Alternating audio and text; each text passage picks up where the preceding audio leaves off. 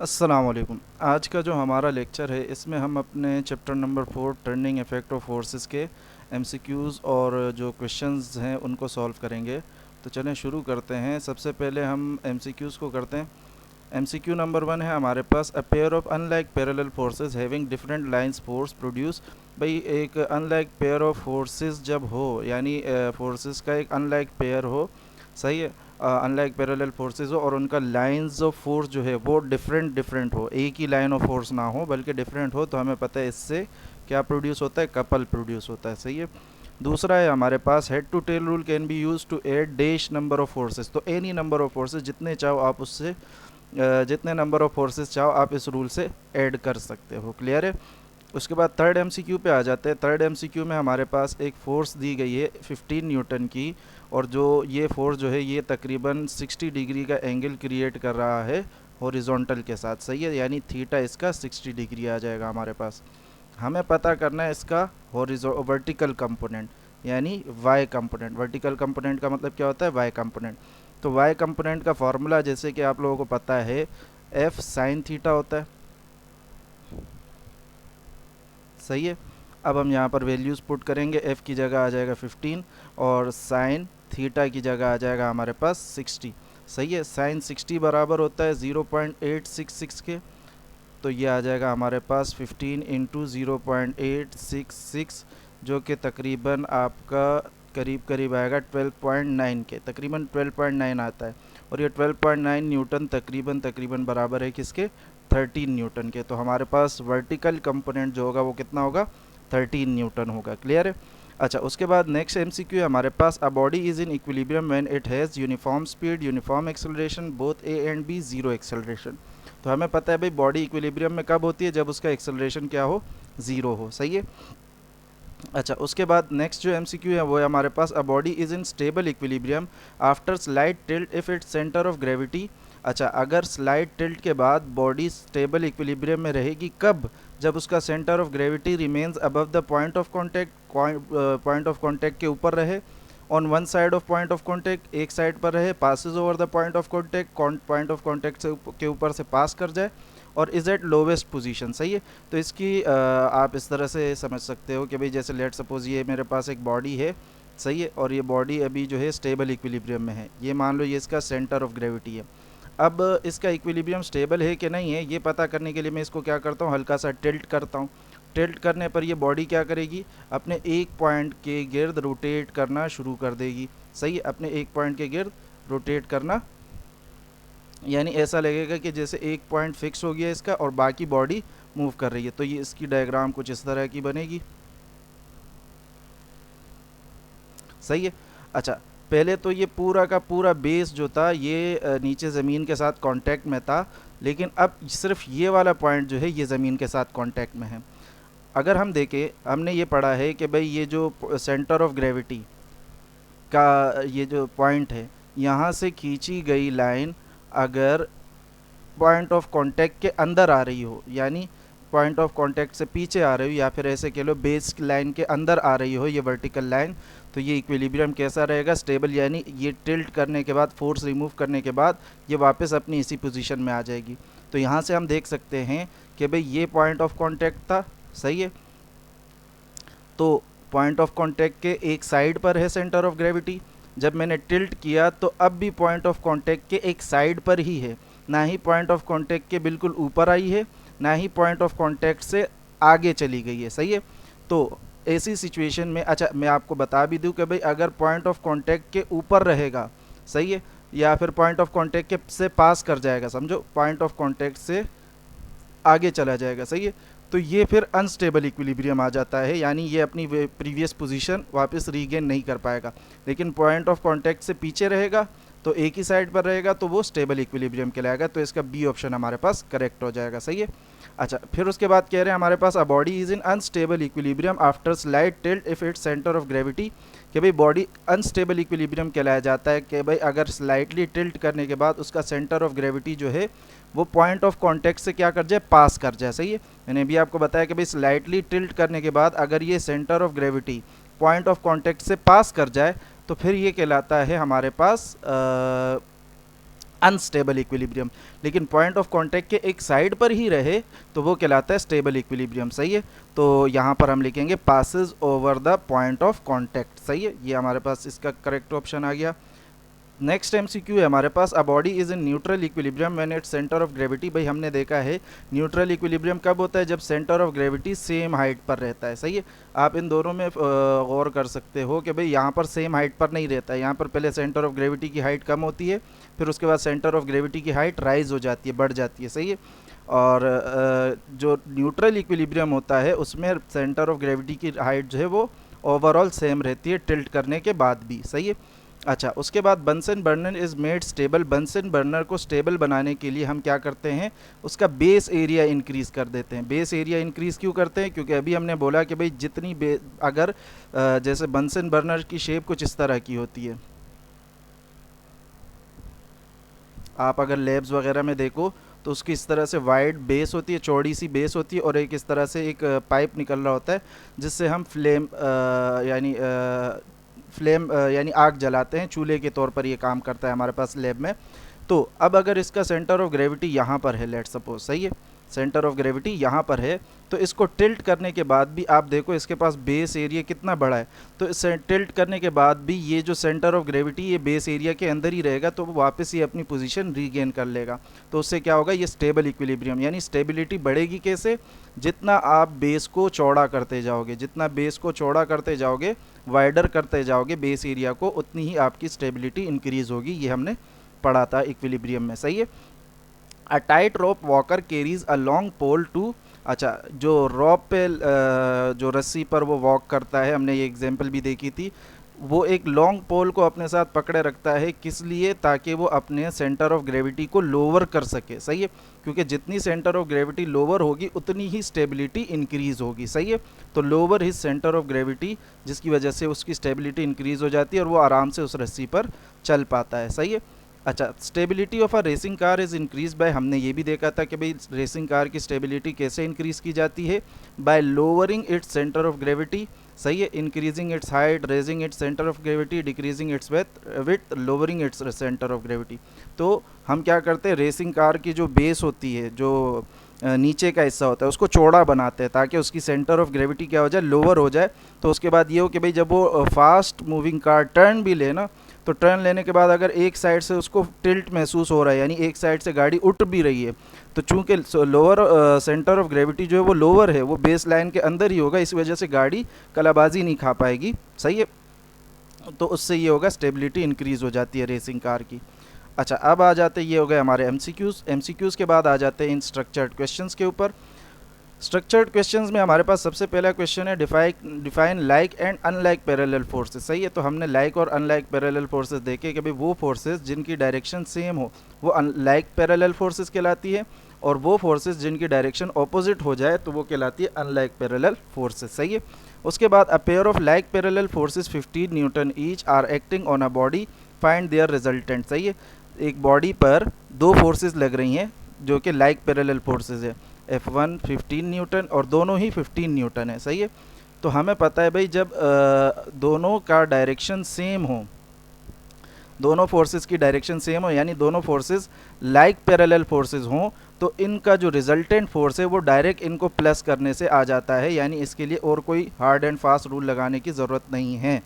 सही है, तो अगर लाइक पैरेलल फोर्सेस हैं तो उनका रिजल्टेंट निकालने के लिए आप डायरेक्ट क्या कर दो, उनको ऐड कर दो, तो रिजल्टेंट फोर्स हमारे पास यहाँ से कितना आ जाएगा, 30 न्यूटन आ जाएगा। अच्छा उसी के बरक्स यहाँ पर टू अनलाइक पैरेलल फोर्सेस है। सही है, तो अनलाइक पैरेलल फोर्सेस चूंकि ये बिल्कुल ऑपोजिट इन डायरेक्शन होती है, तो इनका रिजल्टेंट निकालने के लिए हमें इनका डिफरेंस लेना पड़ता है। सही है, F1 माइनस F2 करना पड़ेगा, लेट सपोज। सही है, इसका मतलब ऐसा है जैसे लेट सपोज ये मान लो ये एक बॉडी है। सही है, इस पर एक फोर्स यहाँ से एक्ट कर रही है 10 न्यूटन की, तो दूसरी फोर्स यहाँ से एक्ट कर रही है 10 न्यूटन की। सही है, अब हमने देखा कि भाई यहाँ पर दोनों फोर्सेस की डायरेक्शन जो है वो ऑपोजिट है, तो एक के साथ क्या लग जाएगा, माइनस साइन लग जाएगा। सही है, तो इसी वजह से हम इन दोनों को क्या करते हैं, इनका रिजल्टेंट निकालने के लिए माइनस कराते हैं इनको। सही है, आप ऐसे भी समझ सकते हो कि भाई रिजल्टेंट निकालने के लिए मैंने इसको ऐड किया, तो चूंकि एक फोर्स मेरे पास 10 न्यूटन है और दूसरी फोर्स मेरे पास -10 न्यूटन है, तो उसकी वजह से इसका जो रिजल्टेंट आएगा वो क्या आ जाएगा, 0 न्यूटन। सही है, तो जब भी अनलाइक पैरेलल फोर्सेस हों तो उनको माइनस किया जाएगा और लाइक पैरेलल फोर्सेस को डायरेक्ट ऐड किया जाएगा। सही है। अच्छा, उसके बाद नेक्स्ट जो टॉपिक है हमारे पास वो है एडिशन ऑफ फोर्सेस। तो इसमें आपको पहले बोला कि describe the head to tail rule of vector addition of forces. सही है, तो हमने हेड टू टेल रूल को डिस्क्राइब किया हुआ है अपने लेक्चर में, जिसमें हमने क्या देखा है कि भाई जैसे लेट सपोज मान लो ये एक वेक्टर ए है। सही है, ये एक वेक्टर बी है और ये एक वेक्टर सी है।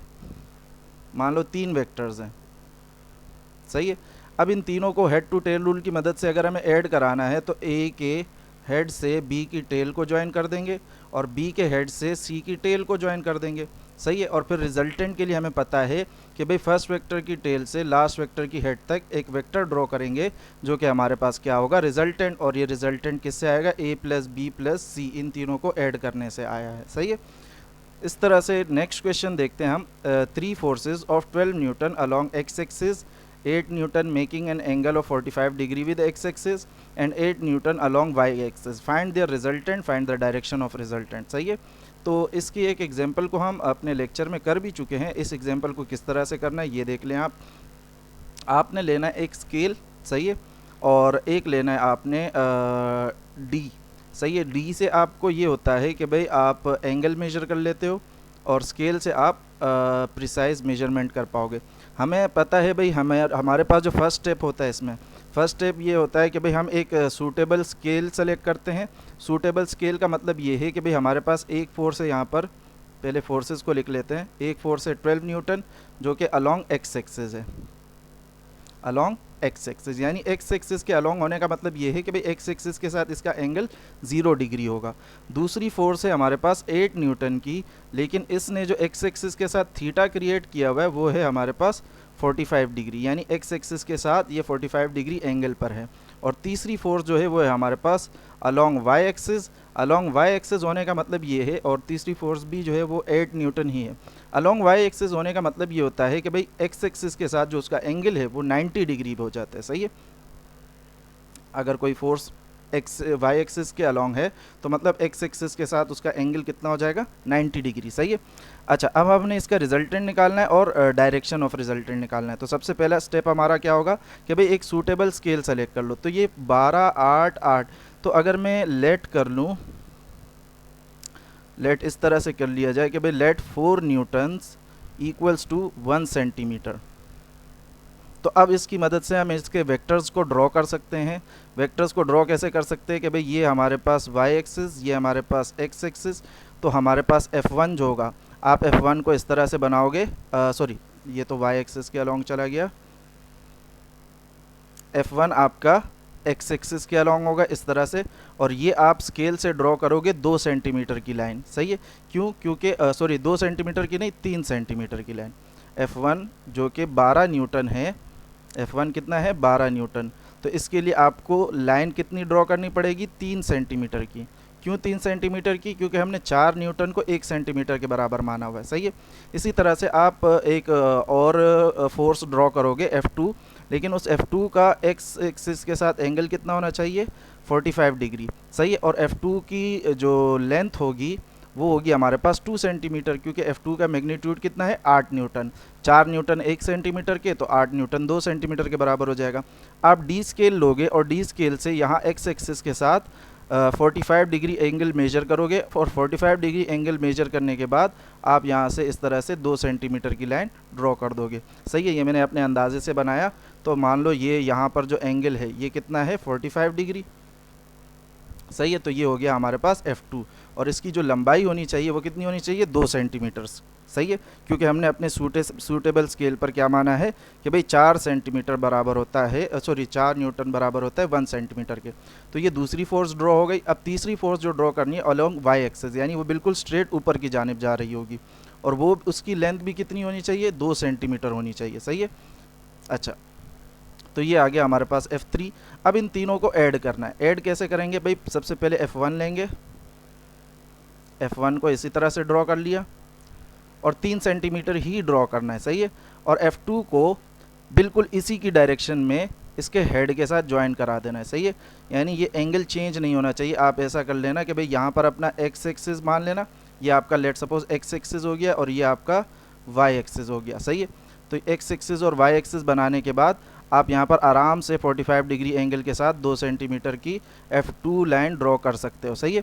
इसी तरह से फिर आपको F3 इसके हेड के साथ ज्वाइन करना है और वो बिल्कुल स्ट्रेट ऊपर की जानिब होना चाहिए, और वो भी 2 सेंटीमीटर की लाइन ही होनी चाहिए, इससे ज़्यादा नहीं होनी चाहिए। अब उसके बाद आपको रिजल्टेंट ड्रॉ करना है। रिजल्टेंट यानी F1 के टेल से लेकर F3 के हेड तक आप एक लाइन ड्रॉ करोगे, सही है। और इस लाइन की मेजरमेंट जो है आप स्केल से करोगे।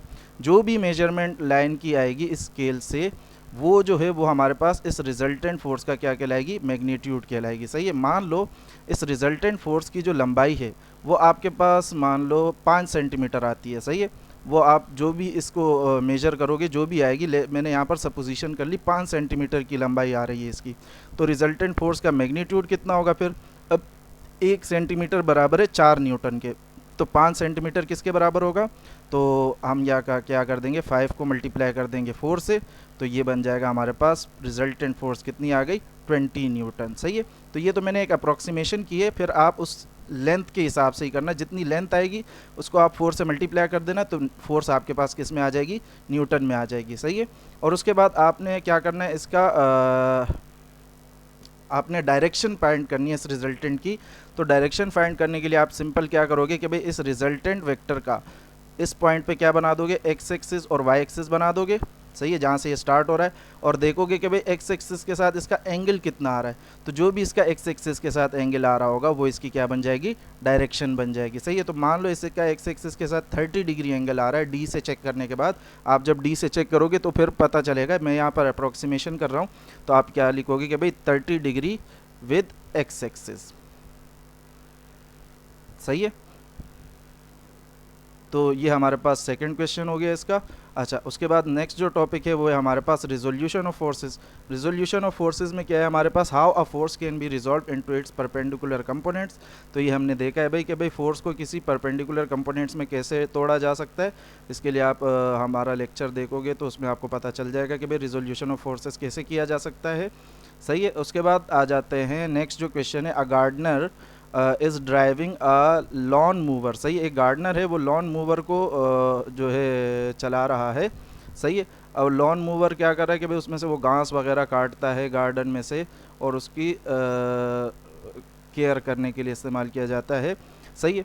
तो गार्डनर जो है ड्राइव कर रहा है लॉन मूवर को, एक फोर्स लगाई जा रही है उस पर, वो कितनी लगाई जा रही है, 80 न्यूटन की, सही है। तो फोर्स लगाई जा रही है 80 न्यूटन की, लेकिन ये जो फोर्स है इसका एंगल बन रहा है एक्स एक्सिस के साथ 40 डिग्री, सही है।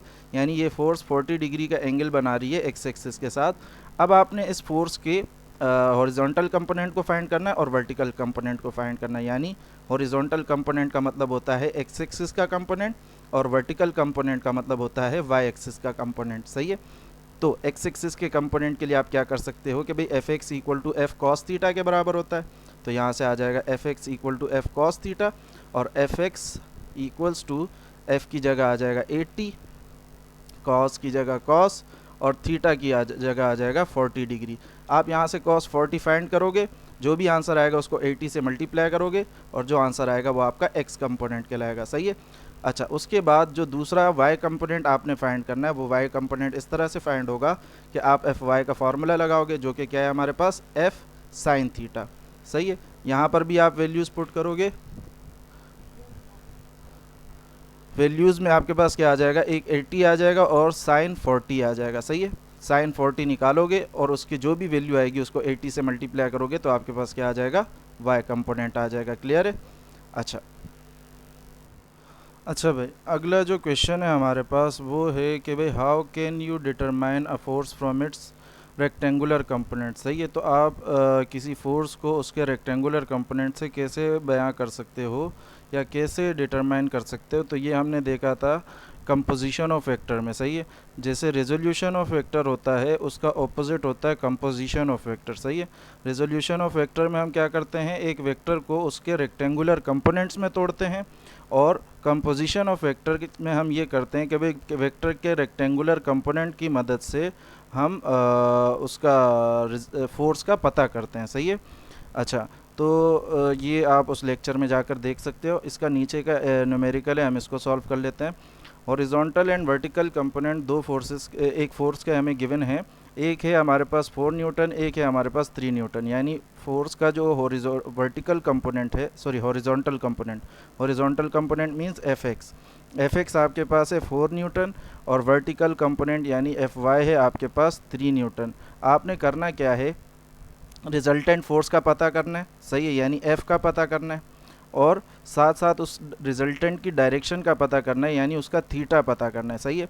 तो इसके लिए हमने फार्मूला देखा था कि भाई रिजल्टेंट फोर्स का अगर उसके रेक्टेंगुलर कंपोनेंट्स से पता किया जाए तो उसका फार्मूला होता है F equals to F X square plus F Y square का स्क्वायर रूट, सही है, यानी इस पूरे का स्क्वायर रूट लेना पड़ेगा आपको, सही है। तो इसको सॉल्व करते हैं। सॉल्व इस तरह से होगा कि भाई एफ आ जाएगा हमारे पास, एफ एक्स की जगह आ जाएगा 4 का स्क्वायर प्लस एफ वाई की जगह आ जाएगा 3 का स्क्वायर। 4 का स्क्वायर जब आप लोगे तो ये बन जाएगा आपके पास 16, और 3 का स्क्वायर बन जाएगा 9, तो ये बन जाएगा 16 प्लस 9, और उसके अलावा 16 प्लस 9 हमारे पास बराबर होता है 25 के। यहाँ से हमारे पास रिजल्टेंट फोर्स जो आ जाएगी, ये आ जाएगी, फिर 25 का रूट होता है 5, तो ये बन जाएगा 5 न्यूटन। क्लियर है। तो रिजल्टेंट फोर्स हमारे पास 5 न्यूटन आ गया। उसके अलावा अगर आपको इसका थीटा पता करना है तो थीटा पता करने के लिए आप इसको ये करेंगे कि भाई फॉर्मूला है हमारे पास tan inverse F Y upon F X, सही है। F Y upon F X करने के बाद आप क्या करोगे, tan इनवर्स पता करोगे तो आपके पास आ जाएगा थीटा। अब F Y upon F X का मतलब क्या है कि भाई 4 अपॉन 3 करना है, तो 4 डिवाइडेड बाय 3 जब आप करोगे तो ये आपके पास आ जाएगा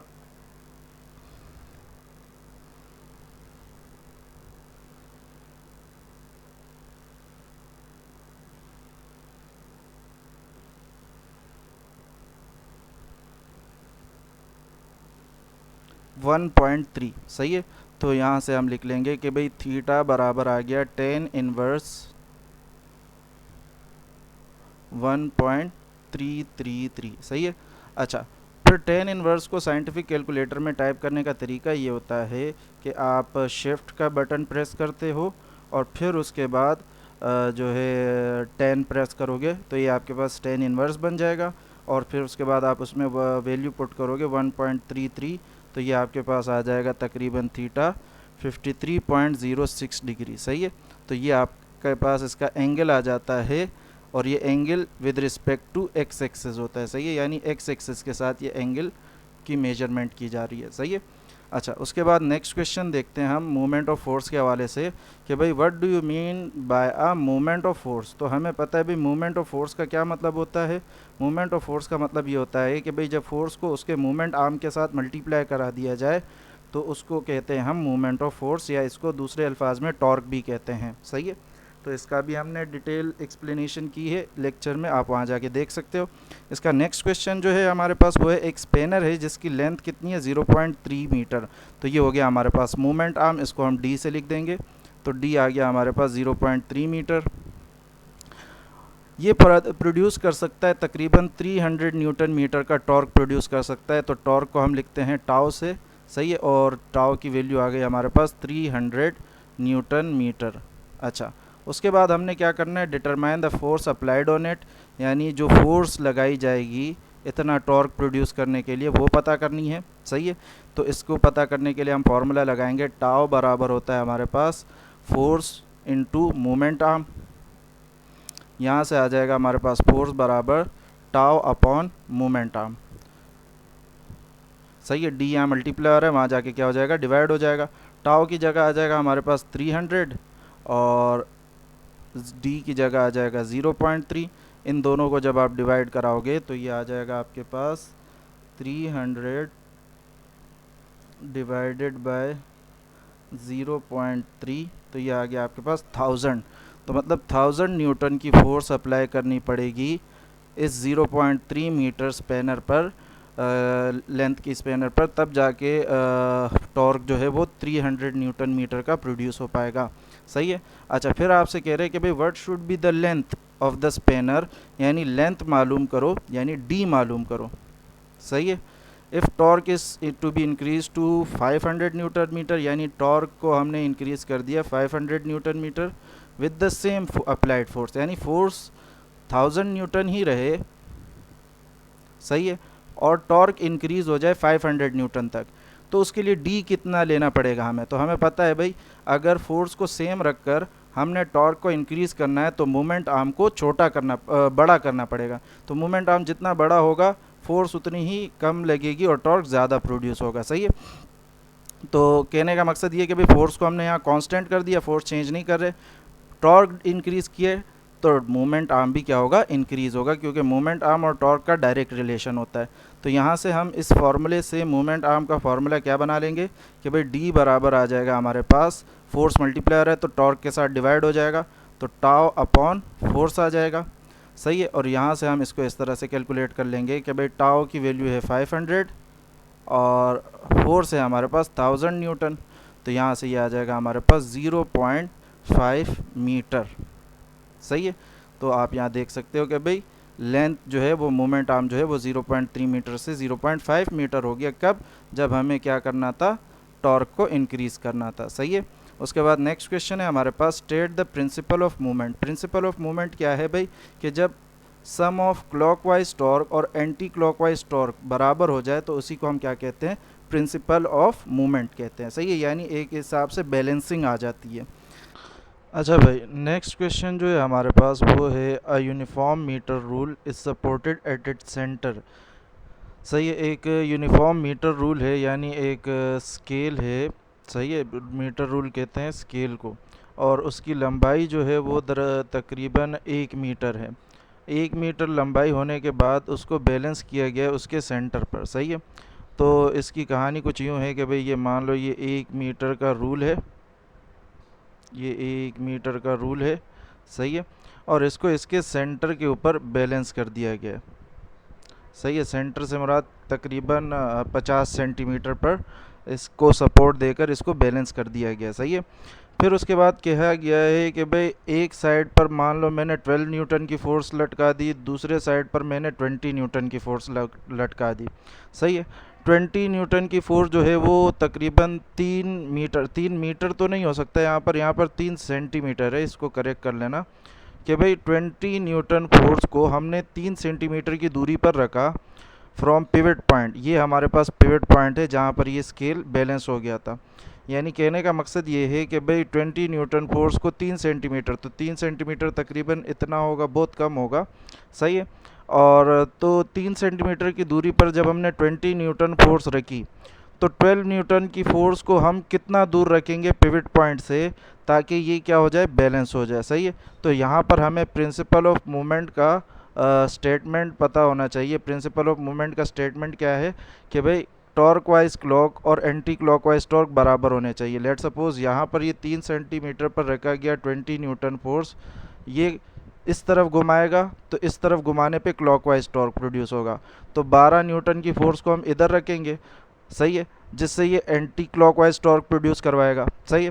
अब इस 12 न्यूटन की फोर्स को कितनी दूरी पर रखा जाए पिवट पॉइंट से, ताकि ये दोनों आपस में बैलेंस हो जाए, यानी दोनों से प्रोड्यूस होने वाला टॉर्क बराबर हो जाए, सही है। यानी टाव क्लॉकवाइज और टाव एंटी क्लॉकवाइज ये दोनों आपस में क्या हो जाए, बराबर हो जाए, सही है।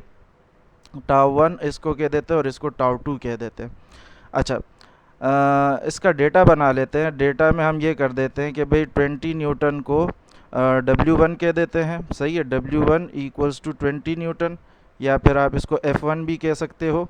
और इसका जो मोमेंट आर्म है, मोमेंट आर्म यानी पिवट पॉइंट से इसका डिस्टेंस जो है वो है 3 सेंटीमीटर। अच्छा, उसके बाद आपको दूसरा जो वेट दिया गया है, जो दूसरी फोर्स दी गई है वो है W2 12 न्यूटन, और इसका मूवमेंट आर्म यानी पिवट पॉइंट से डिस्टेंस कितना है ये हमें पता करना है, सही है। तो according to principle of movement tau 1 बराबर होगा टाव 2 के, सही है, टॉर्क 1 बराबर होगा टॉर्क 2 के, और यहाँ से हम फिर टॉर्क नंबर 1 के लिए फार्मूला लगाएंगे। टॉर्क नंबर 1 का फार्मूला बनेगा W1 मल्टीप्लाई बाय D1, सही है, फोर्स इंटू मूवमेंट आर्म होता है, और यहाँ पर W2 मल्टीप्लाइड बाय D2 आ जाएगा टॉर्क 2 की जगह, सही है, इसमें भी force multiplied bye moment arm होगा। हमें निकालना है d2, तो d2 के लिए यहाँ फॉर्मूला बन जाएगा W2, यहाँ मल्टीप्लायर है, वहाँ जाके क्या हो जाएगा, डिवाइड हो जाएगा, तो ये बन जाएगा W1 multiplied by D1 divided bye W2। Clear है? अच्छा, यहाँ से ही हमारे पास बन जाएगा W1 की वैल्यू है हमारे पास 20, और D1 की वैल्यू है हमारे पास 3 सेंटीमीटर, और उसके अलावा जो W2 है वो है हमारे पास 12 न्यूटन। तो यहाँ से हम इसको कैंसिल आउट कर लेते हैं, 3 1 3, 3 4 12, और ये आ जाएगा 4 1 4, 4 5 20। तो ये आ जाएगा हमारे पास तकरीबन 5 सेंटीमीटर। सही है? 5 सेंटीमीटर की दूरी पर जब हम 12 न्यूटन के फोर्स को रखेंगे तब जाकर ये बैलेंस होगा और मीटर रूल इधर उधर नहीं जाएगा। सही है? तो ये तो पहले पार्ट की कहानी हो गई। दूसरे पार्ट में आपसे ये कह रहे हैं कि भाई आप 20 न्यूटन के फोर्स को 20 न्यूटन का ही रहने दो, यानी W1 20 न्यूटन रहने दो, बस उसकी जो दूरी है पिवट पॉइंट से, यानी जो D1 है, W1 की दूरी क्या कहलाएगी, D1, वो 3 सेंटीमीटर से बढ़ाकर हमने कितनी कर दी गई है, 4 सेंटीमीटर कर दी गई है। सही है? और ये जो कह रहे हैं कि भाई ये D2 जो है, यानी W2 की जो दूरी है वो आपने इतनी ही रखनी है, 5 सेंटीमीटर ही रखनी है। तो बैलेंसिंग के लिए मुझे इस 12 न्यूटन की फ़ोर्स को कितनी फ़ोर्स से रिप्लेस करना पड़ेगा। सही है? यानी कहने का मकसद ये है कि भाई दूसरी फ़ोर्स 5 सेंटीमीटर की दूरी पर होगी और पहली फ़ोर्स 4 सेंटीमीटर की दूरी पर होगी। तो बैलेंसिंग आने के लिए दूसरी फ़ोर्स की वैल्यू कितनी होनी चाहिए, जबकि पहली फ़ोर्स की वैल्यू आपको 20 न्यूटन दी गई है। सही है? तो अगेन यही कंडीशन लगेगी, सेम कंडीशन। सही है? बस होगा क्या कि इस बार D2 यहाँ मल्टीप्लायर है तो यहाँ आके डिवाइड हो जाएगा, तो W2 के लिए फार्मूला बन जाएगा हमारे पास W2 equals to W1 multiplied by D1 divided by D2। Clear है? तो यहाँ से ही हमारे पास बन जाएगा W2 इक्वल्स टू W1 की जगह आ जाएगा 20 न्यूटन, D1 की जगह आ जाएगा हमारे पास 4 सेंटीमीटर, और जो हमारे पास अल्लाह आपका भला करे D2 जो है वो है हमारे पास 5 सेंटीमीटर। सही है? तो D2 5 सेंटीमीटर, D1 4 सेंटीमीटर। अच्छा, यहाँ से आ जाते हैं 5 1 5, 5 4 20। सही है? तो ये हो जाएगा 5 4 20, सेंटीमीटर से सेंटीमीटर कैंसिल हो जाएगा, यहाँ इसके साथ न्यूटन लिखा होगा, और 4 4 16 हो जाएगा, तो ये आ जाएगा W2 इक्वल्स टू 16। सही है? तो यहाँ पर हमारे पास दूसरे फोर्स की जो वैल्यू आ गई वो क्या आ गई, 16 न्यूटन। मतलब 12 न्यूटन की फ़ोर्स को जब आप 16 न्यूटन की फ़ोर्स से रिप्लेस करोगे और उसका फासला 5 सेंटीमीटर रखोगे तो ये जाके क्या हो जाएगा, बैलेंस हो जाएगा। सही है? अच्छा भाई, उसके बाद नेक्स्ट क्वेश्चन है हमारे पास सेंटर ऑफ मास से रिलेटेड, कि भाई सेंटर ऑफ मास क्या होता है या सेंटर ऑफ ग्रेविटी क्या होता है। तो किसी भी बॉडी के ऊपर एक ऐसा पॉइंट मौजूद होता है जहाँ पर ऐसा लगता है कि उसका सारा मास कंसंट्रेट हुआ हो। सही है? सारा मास इकट्ठा हुआ हो, यानी जमा हुआ हो। सही है? और उस पॉइंट पर अगर उस बॉडी को सपोर्ट दे दिया जाए तो वो बॉडी बैलेंस हो जाती है। तो उस पॉइंट को हम कहते हैं सेंटर ऑफ मास या सेंटर ऑफ ग्रेविटी कहते हैं। सही है?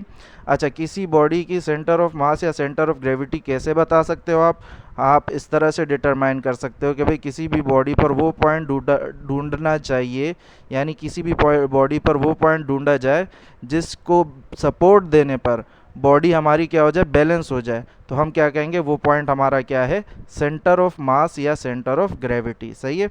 उसके बाद नेक्स्ट क्वेश्चन पे आ जाते हैं हमारे पास, define couple as a pair of forces tending to produce torque.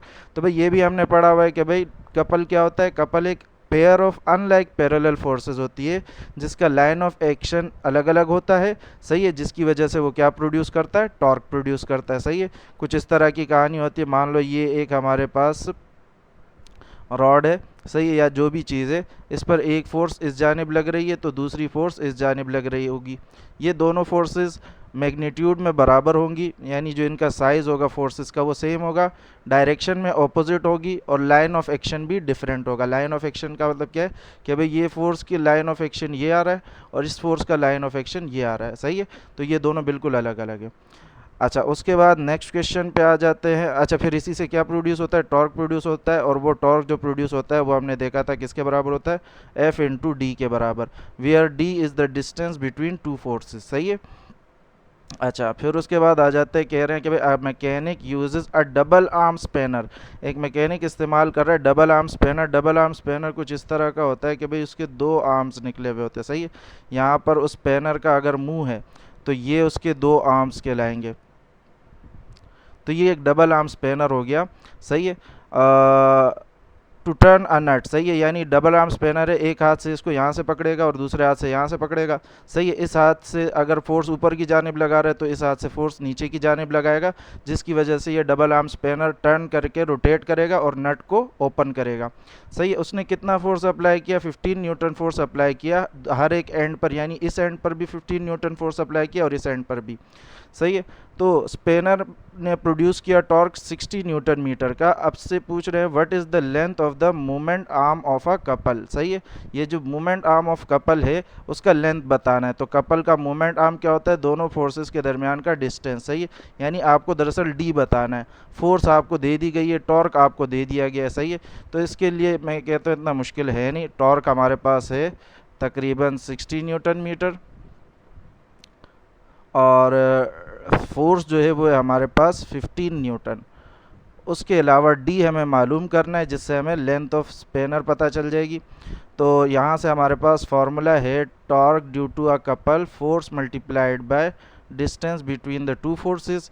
यहाँ से डिस्टेंस के लिए फार्मूला आ जाएगा टॉर्क डिवाइडेड बाय फोर्स, सही है। अच्छा, यहाँ से अगर हम वैल्यूज़ को पुट करें तो ये आ जाएगा हमारे पास D is equals to torque की जगह आ जाएगा 60 एंड फोर्स की जगह आ जाएगा 15। तो 15 वन ज़ा 15, 15 फोर ज़ा 60, then D will be equals to 4 metre, सही है। तो ये हमारे पास आंसर आ गया इसका। नेक्स्ट क्वेश्चन है कि भाई यही सेम इसी से जुड़ा हुआ क्वेश्चन है कि भाई if he wants to produce a torque of 80 newton metre with the same spanner then how much force he should apply.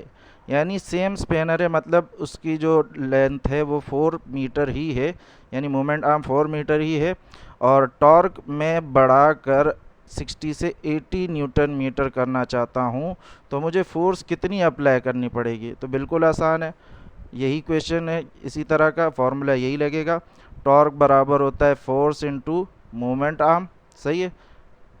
अच्छा, ये मोमेंट सॉरी इस बार हमें निकालना है फोर्स, तो ये हो जाएगा हमारे पास F equals to torque divided by distance, सही है। तो ये आ जाएगा हमारे पास फोर्स इक्वल्स टू टॉर्क है हमारे पास 80, डिस्टेंस है हमारे पास 4, तो ये बन जाएगा हमारे पास तकरीबन 20 न्यूटन। क्लियर है? अच्छा, उसके बाद नेक्स्ट क्वेश्चन पे आते हैं इक्विलिब्रियम पर।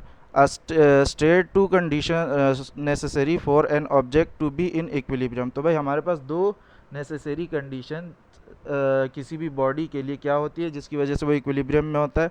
तो पहली कंडीशन ये होती है कि बॉडी पर लगने वाली तमाम फोर्सेस उनका सम अगर ज़ीरो आ रहा है, सही है, तो वो बॉडी किस में कहलाएगी? इक्विलिब्रियम में कहलाएगी, सही है। यानी बॉडी पर अगर मान लो ये एक बॉडी है, सही है, अगर इस बॉडी पर नीचे की तरफ 20 न्यूटन फोर्स लग रही है तो इस बॉडी पर ऊपर भी 20 न्यूटन फोर्स लगनी चाहिए ताकि नेट फोर्स क्या आ जाए? ज़ीरो आ जाए। अगर इस बॉडी पर इस तरफ 10 न्यूटन फोर्स लग रही है तो इस तरफ भी 10 न्यूटन फोर्स लगनी चाहिए ऑपोजिट डायरेक्शन में, ताकि दोनों का सम क्या आ जाए? ज़ीरो आ जाए, सही है। तो हम यही चीज़ हमने देखा था कि भाई समीशन एफ एक्स और समीशन एफ वाई आपस में इक्वल टू ज़ीरो होना चाहिए। और दूसरी कंडीशन क्या है कि भाई अगर बॉडी अब जैसे ये देखो, ये लाइन ऑफ एक्शन जो है इन फोर्सेस का सेम है, इन दो फोर्सेस का लाइन ऑफ एक्शन भी सेम है, लेकिन अगर कोई दो फोर्सेस का लाइन ऑफ एक्शन डिफरेंट कर दिया जाए तो उससे तो क्या प्रोड्यूस हो जाएगा? टॉर्क प्रोड्यूस हो जाएगा। जैसे एक फोर्स इधर 10 न्यूटन की और एक फोर्स इधर, तो लाइन ऑफ एक्शन डिफरेंट करने पर ये इक्विलिब्रियम में नहीं रहेगा बल्कि इसमें टॉर्क प्रोड्यूस हो जाएगा, सही है। तो यहाँ से हम ये कहते हैं कि भाई summation of all clockwise and anti clockwise torque अगर ज़ीरो आ रहा है तो भी बॉडी किस में कहलाएगी? इक्विलिब्रियम में कहलाएगी। तो ये दो कंडीशन है हमारे पास, एक sum of all the forces will be equal to zero and दूसरा है sum of all the torque applying on a body is equal to zero, सही है। अच्छा, फिर उसके बाद नेक्स्ट क्वेश्चन है हमारे पास, आ यूनिफॉर्म मीटर रूल। एक यूनिफॉर्म मीटर रूल है यानी उसकी लंबाई 1 मीटर है और उसको बैलेंस किया गया है 30 सेंटीमीटर पर। जब लोड 0.8 न्यूटन जब लोड 0.80 न्यूटन हंग यानी लटका हुआ है एक bar is hung at the zero mark. अच्छा, when a load 0.80 Newton is hung at the zero mark, at what point on the rule is the center of gravity? सही है। देखो, कहने का मकसद ये है कि भाई आपसे कहा जा रहा है कि भाई 1 मीटर रूल है,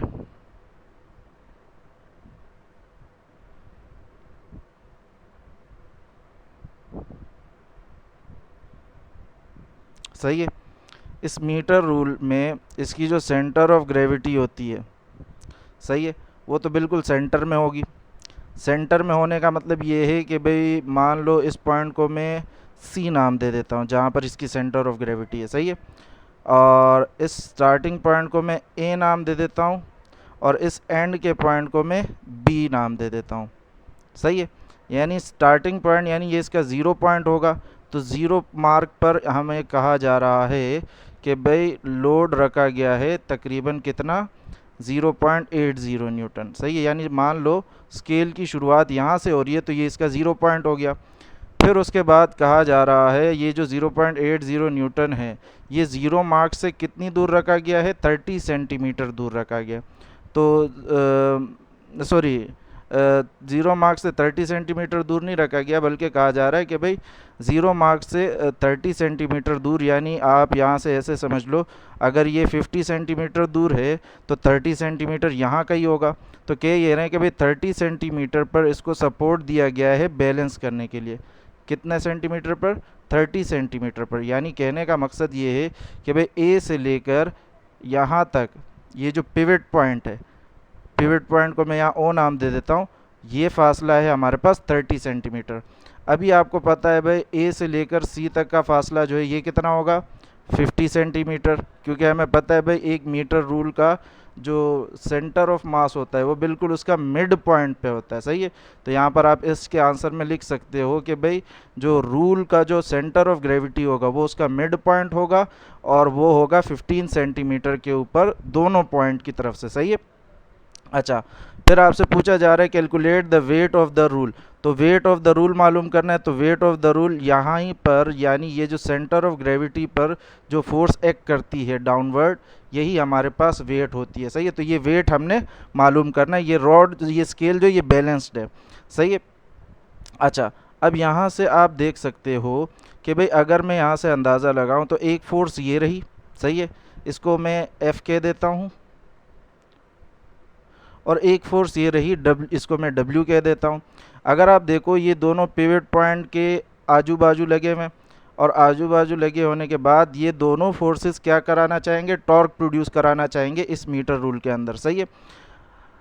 किस पॉइंट के अबाउट, ओ पॉइंट के अबाउट। अब अगर आप इस फोर्स की डिस्टेंस को देखो तो अच्छा, इस फोर्स से प्रोड्यूस होने वाला टॉर्क अगर आप मालूम करना चाहो तो उसके लिए फोर्स की वैल्यू ये रही, और जो इसका मूवमेंट आर्म है वो आपको गिवन है 30 सेंटीमीटर। इसी तरह से इससे निकलने वाला टॉर्क जब आप मालूम करोगे तो उसके लिए आप इसकी वैल्यू रखोगे, वेट की वैल्यू रखोगे और इसका मूवमेंट आर्म रखोगे। इस वेट का जो मूवमेंट आर्म होगा वो दरअसल इस वेट से लेकर पिवट पॉइंट तक का फासला होगा, सही है। अब इसका जो मूवमेंट आर्म है वेट से लेकर पिवट पॉइंट तक का, जब ए से लेकर सी तक का फासला 50 सेंटीमीटर है और ए से लेकर ओ तक का फासला 30 सेंटीमीटर है, तो ए सी से जब हम ए ओ निकाल देंगे तो हमारे पास ये फासला बच जाएगा ओ सी, सही है। तो कहने का मकसद ये है कि भाई हम यहाँ पर इस तरह से कर लेते हैं कि भाई टॉर्क नंबर 1 जो है ये बराबर होगा फोर्स मल्टीप्लाइड बाय इसका मूवमेंट आर्म। इसका मूवमेंट आर्म क्या है, ए से लेकर ओ तक का डिस्टेंस, सही है।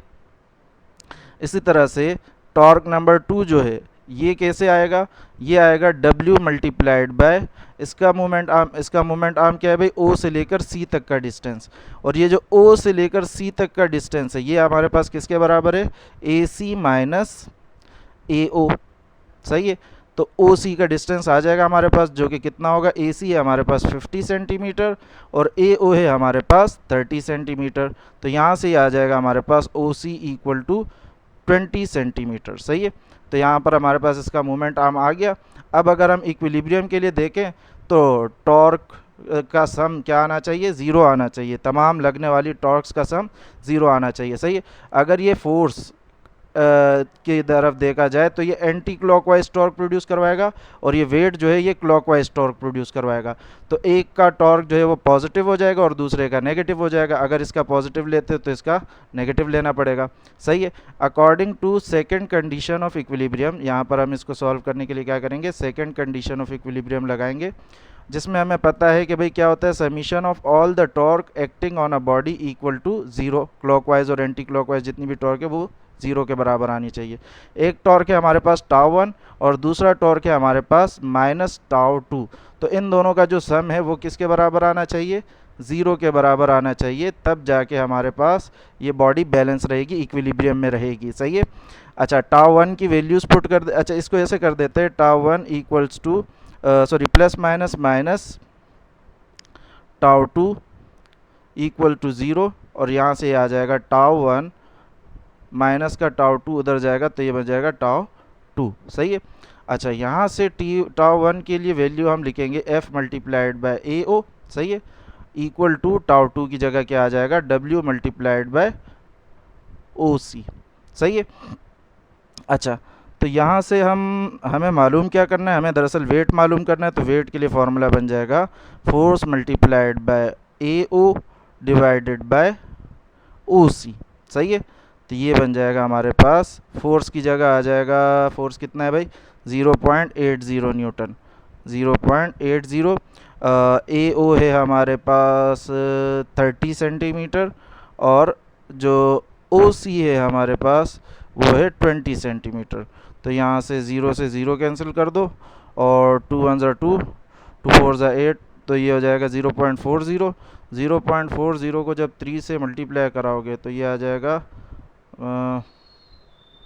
मल्टीप्लाइड बाय 3, तो ये हो जाएगा 3 0 ज़ा 0, 3 4 ज़ा 12, 1 यहाँ चला गया, 3 0 0 प्लस 1 1, तो ये आ जाएगा तकरीबन 1.20।